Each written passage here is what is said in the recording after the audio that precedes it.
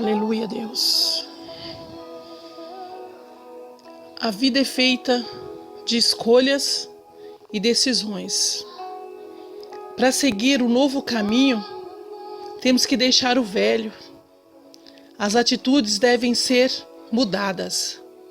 Não tem como conciliar os velhos hábitos. Temos que renovar a nossa mente para viver o novo de Deus na nossa vida. Temos que renovar nossa mente todos os dias. Não se conformar com as coisas deste mundo. No momento do medo, temos que declarar e orar a palavra. Aprender a liberar a palavra. Uma coisa é ser, outra é estar, é permanente. Fortaleça em Deus para viver o novo caminho. Aprenda a viver um dia de cada vez. Os benefícios da cruz do Calvário são para nós. Temos que entender a graça, a paternidade, o amor de Deus. Sobre quando entendemos, prosseguimos em viver o novo e não deixando o pecado nos dominar. A palavra de Deus nos diz e nos ensina em João 10:10, o diabo é como ladrão que veio roubar e destruir. Trazendo para os dias de hoje, o diabo é como um rato que passa em qualquer brecha, ou como um cão que se você permitir chegar o focinho na porta, ele entra. Ele tem entrado em muitas casas para roubar, matar e destruir. Contudo, não podemos esquecer que Cristo veio para que venha nos dar vida em abundância. Quando o povo de Deus estava no Egito, as pragas caíram sobre as casas dos egípcios e não vieram sobre os israelitas, porque eles não eram de lá.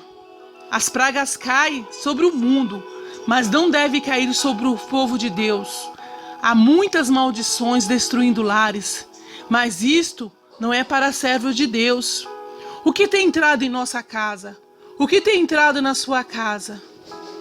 A palavra de Deus nos diz ali no livro de Êxodo 8:21 ao 23, que veio perturbações, que veio ali a primeira praga.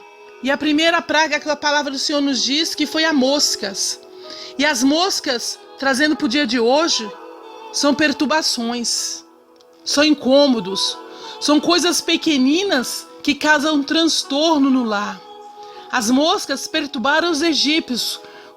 Como é terrível o zunido de um mosquito atrapalhando dormir. Muitos casamentos estão se desfazendo por coisas tão minúsculas que poderiam ser relevadas. As moscas pequeninas representam um grande incômodo que não pode entrar no lar dos servos de Deus. Há alguma coisa pequenina perturbando a nossa família? Nós não devemos aceitar a perturbação em nossa casa. São pequenas coisas que nos fazem tomar atitudes. São pequenas coisas que nos fazem ir por lugares que nós não gostaríamos de estar. A palavra de Deus nos diz também e nos ensina que em todo o tempo nós temos que ser vigilantes. A palavra de Deus nos diz: vigiai e orai em todo o tempo, porque o adversário anda ao derredor, bramando a quem possa tragar. Sabemos que é o fim, e ele não quer ir sozinho, ele quer levar várias pessoas com ele. E uma das coisas que ele quer levar, que ele quer destruir, é a família. Então, meus amados, às vezes nós estamos cegos, nós estamos em trevas. Às vezes nós estamos diante desse Deus verdadeiro, mas ao mesmo tempo nós estamos cegos. A palavra de Deus nos diz que sobre a casa dos egípcios escureceu a ponto de terem que andar apalpando, mas na casa do povo de Deus havia luz. Trazendo para os dias de hoje, quantas vezes nós vemos a casa dos filhos de Deus em trevas? Isso significa, meus amados, que está faltando comunicação, está faltando olhar no olho da pessoa com amor, está faltando onde pessoas moram na mesma casa e não se falam, não se encara. E isso é muito triste. Isso é o famoso desprezo da família, é como uma escuridão completa. Isso já é a brecha para Satanás estar trabalhando. Nós, como mulheres que queremos a restauração, a restituição, primeiramente nós temos que ter a coragem de olhar para dentro de nós mesmos e descobrir o que está acontecendo, o que aconteceu. Não foi por causa da nossa cegueira, não foi por causa desse desprezo. A palavra de Deus nos diz que nós temos que deixar a luz de Jesus entrar. E essa luz é a palavra do Senhor. E a palavra de Deus nos diz que às vezes, meus amados, a morte chega, seja morte espiritual. Isso quer dizer o quê? São perdas. E a palavra de Deus nos diz que ali, naquele tempo, houve luto em todas as casas dos egípcios, mas na casa do povo de Deus, ninguém morreu, porque o sangue de um cordeiro foi passado nas suas portas e a morte não entrou. O diabo veio para matar, roubar e destruir, mas Cristo veio nos dar vida, e vida com abundância. Não vamos deixar que nossos familiares, que a nossa casa venha morrer espiritualmente. Não vamos permitir que a morte entre em nosso lar. Perdas emocionais são como a morte de uma pessoa. O divórcio, a inimizade, a falta de amor são sintomas de perdas emocionais, como se alguém morresse. Quando Jairo chamou Jesus para curar sua filha, ela já estava morta. Jesus entrou em sua casa, colocou todos que não acreditavam para fora e trancou a porta da casa. E ali a menina que já havia morrido ressuscitou. Isso está em Marcos 5:35 até o 43. Quando Jesus entra na família, ele ressuscita relacionamentos. E nós temos perdido pessoas de nossas famílias. Nós temos perdido filhos, nós temos perdido filhas, nós temos perdido o esposo. E Jesus veio trazer a vida, e a vida com abundância. E a palavra de Deus nos diz e nos ensina que o sangue do Cordeiro, a presença do Deus Altíssimo, livrou o povo de Deus da morte, daquele lugar. E a palavra de Deus nos diz que ele morreu, mas ao terceiro dia ele ressuscitou. Olhando para a cruz de Cristo, ela está vazia. Nós temos que lembrar que nós temos uma aliança com o Criador. Muitas vezes, um problema familiar começa com um mosquitinho, algo pequeno e irrelevante. Depois, com perdas materiais, aí começam as pedradas, quando um coloca a culpa no outro. Aí vem as trevas, porque não se olham e nem se falam, mas então a morte espiritual. Não vamos permitir que isso venha acontecer em nossas famílias. Por mais que nós estamos olhando, por mais que nós estamos passando por essa dificuldade, por essa luta, nós temos que fechar a porta. Nós temos que fechar a porta da nossa casa. Nós temos que fechar a porta da nossa família para tudo que não é de Deus e abrir a nossa porta para o Senhor Jesus. Nós temos que abrir a porta para que a palavra de Deus venha entrar, porque a palavra de Deus é eficaz, porque a palavra de Deus é verdadeira, porque a palavra de Deus é fiel. E a palavra de Deus nos diz que fiel é essa palavra e digna de toda aceitação. Então, em nome de Jesus Cristo, o nosso Deus é o mesmo Deus de ontem, de hoje e eternamente, e sempre será. Esse Deus, Ele quer fazer em minha vida, esse Deus quer fazer na tua vida, esse Deus quer continuar trabalhando em nós, para que nós possamos viver o melhor. A palavra do Senhor nos diz e nos ensina: se ouvirdes e obedecerdes, comerá o melhor dessa terra. E o melhor desta terra é começar de nós a restauração do nosso lar. É começar de nós o lar que já está perdido. É começar de nós o resgate de cada um dos nossos filhos, da nossa família, do nosso esposo. Mas começando de nós, porque a vida é feita de escolhas e decisões.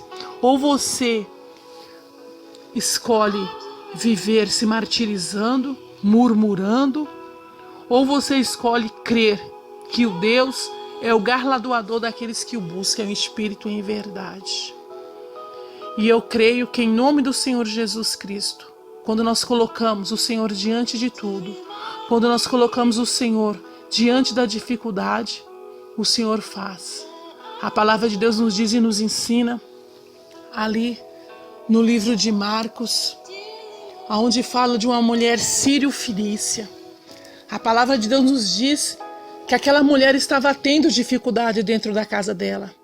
Aquela mulher estava tendo dificuldade com a filha dela dentro do lar. E a palavra de Deus nos diz que ela foi até o Senhor Jesus.